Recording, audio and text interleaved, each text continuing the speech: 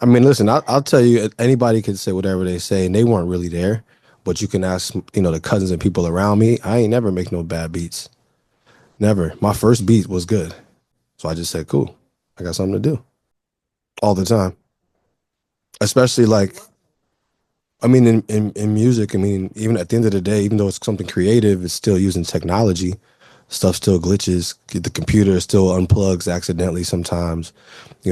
Things happen to it. I mean, producer block, writer's block. If you're a composer, I guess I can get moody, like to where I can't really access my creativity because I'm just not in the mood.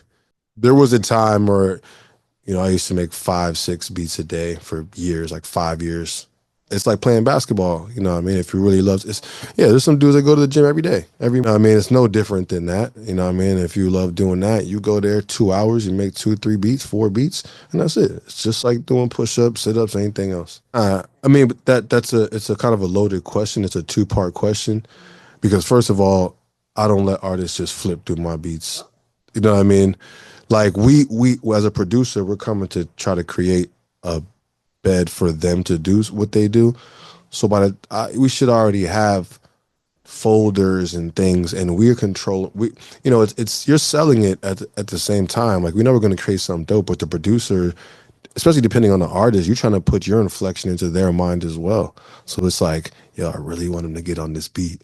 So when I play this one, I turn it up like a little bit more, like a little itch, you know what I mean? Like you try to vibe, you know what I mean? There's a different part to it. That's number one. But number two, you can't get mad. You know what I mean? You can't get mad as a producer. They might go through 40, 50 beats and be like, nah. You know what I mean? It just is what it is. There's just people, I'm just saying, there's just people that want the fast way. So they rather come steal everybody else's thing. Yeah, hard drives. I mean, I've had hard drives break that I couldn't fix. So yeah, probably like 800 beats. And listen, there's producers out there that can replay everything that they make exactly for you over and over again. That ain't me.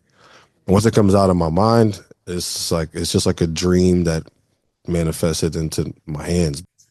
I mean, it comes from everywhere, all types of places. Anything. You could be watching a movie.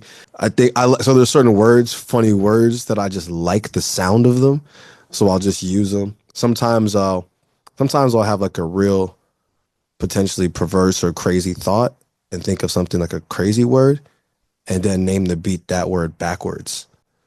You know what I mean? So I can kind of say the vulgarity I want to say without having to have it obvious because it's because I like actually making music. I like the art of the music more than anything else. So it's like you're not gonna put my name on nothing whack, especially if you didn't like if I decided to work with you, or let me say if we decided to work with each other, um, and I didn't take any money from you.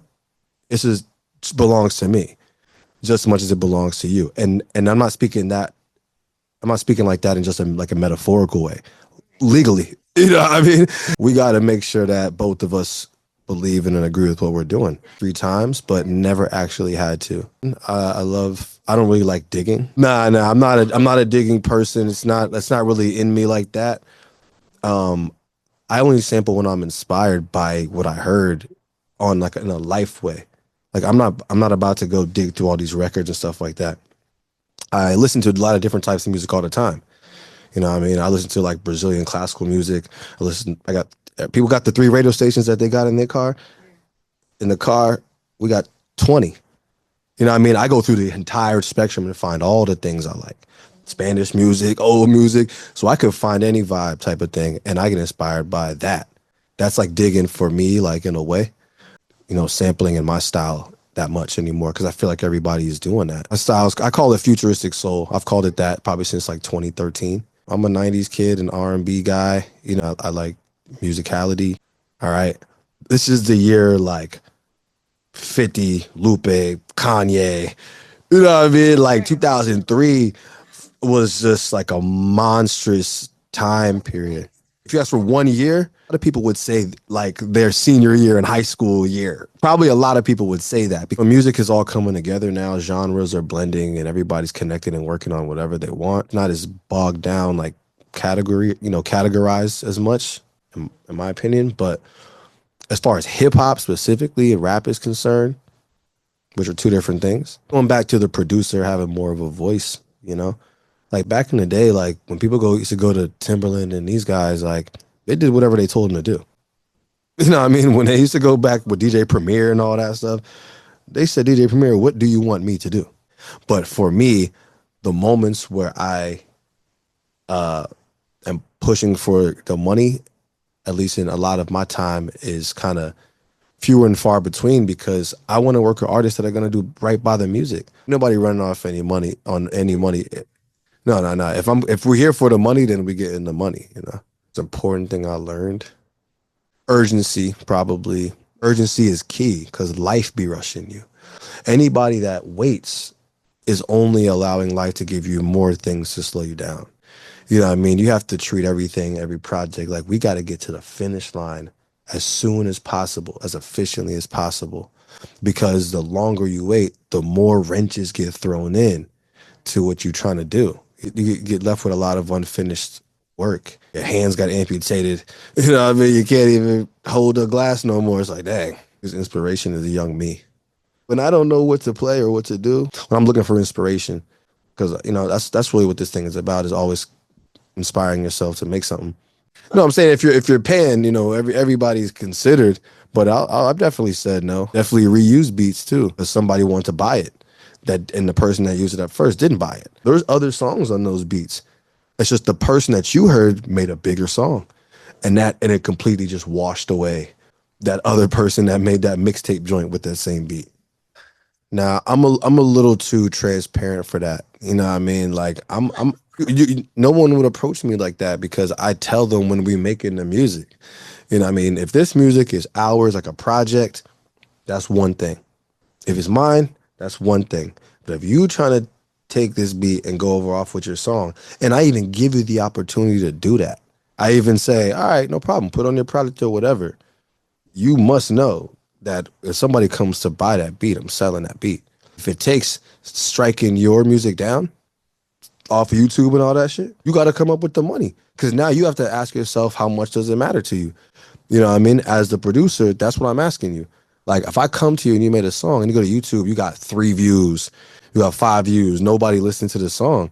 It's like, what you mad at me for? You didn't do anything. You didn't invest in the song, and I'm about to sell it. If you care about this song, how much you gonna give me for it? Because I'll tell the other dude no too.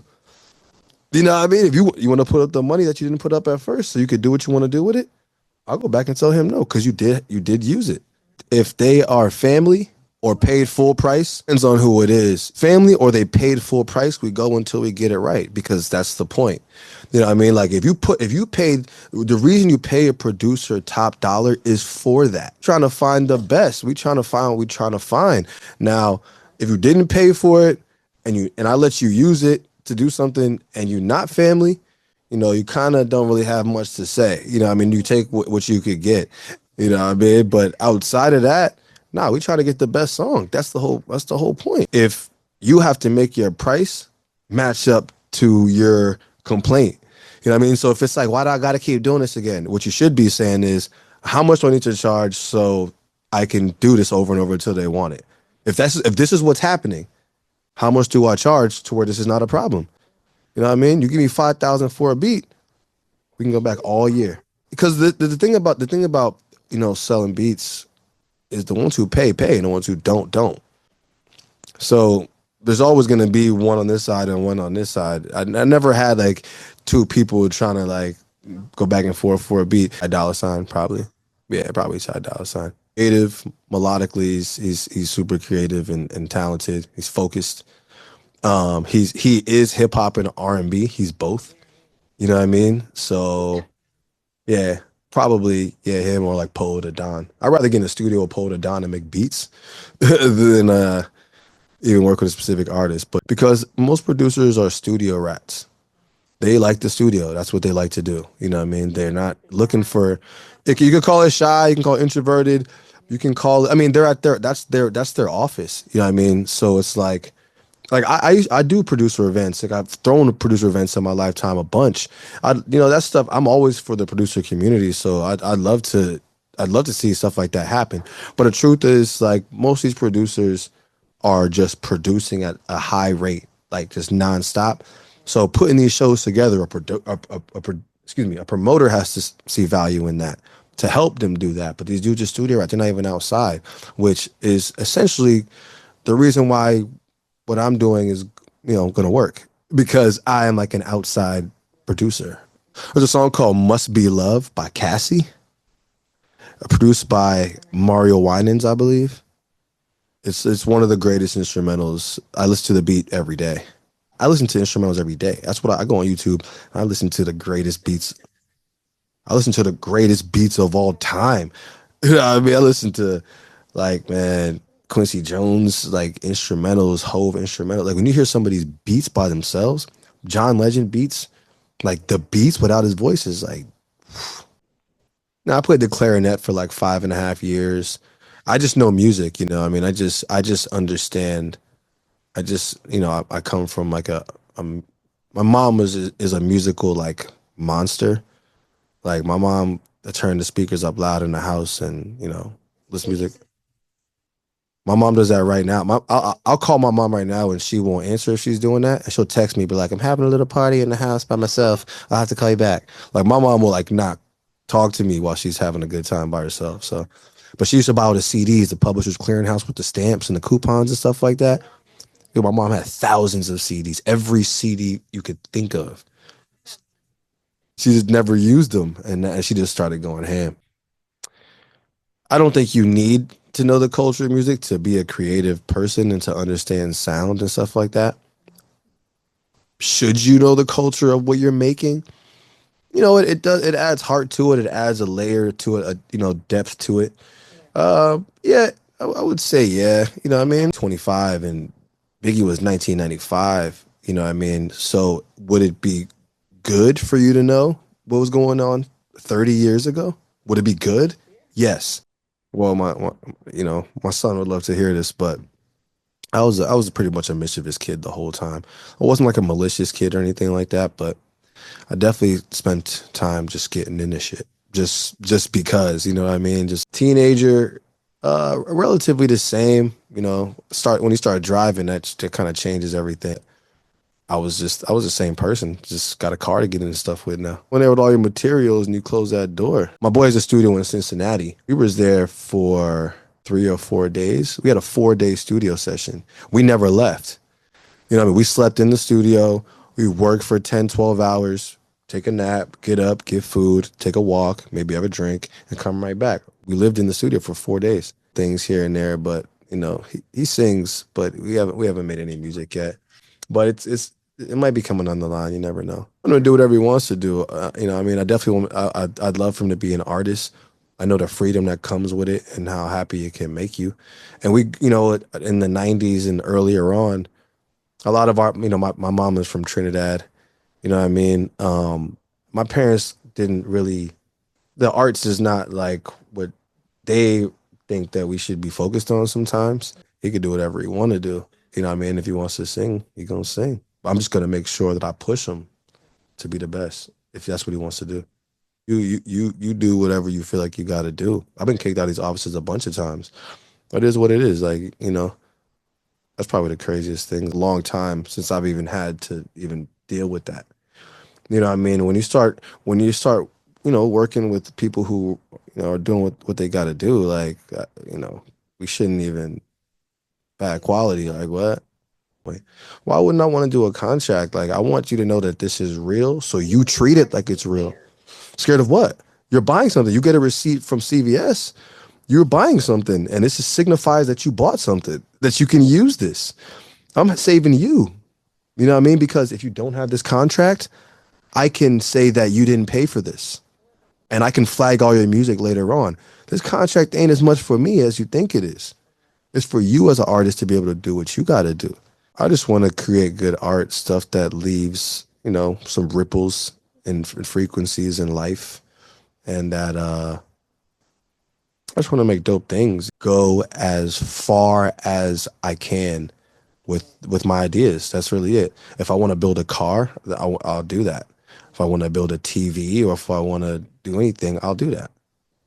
The movie is coming out. My movie Intent is out tomorrow. Shout out to my brother Jaffe. It starts playing on CUNY TV Manhattan in New York. It starts playing tomorrow, I believe, at 8 or 8:30.